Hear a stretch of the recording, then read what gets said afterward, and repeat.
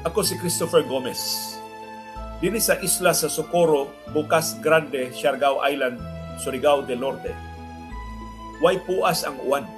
Ug gani katong nilabay nga 5 ka adlaw, mas nikusog pa gyud ang bundak sa uwan diri sa amo.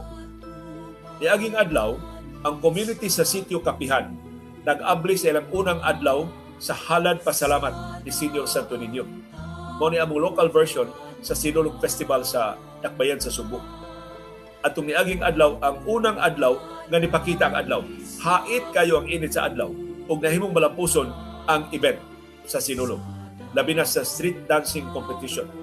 Katingalahan, kahibulungan, pero sa ligdong ug dakong pagtuo sa gahom sa Batang Hesus, dili imposible ang tanan.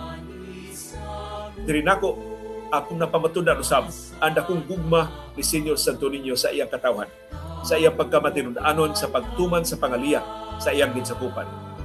Viva Pit Senyor sa mga kapihanon kini.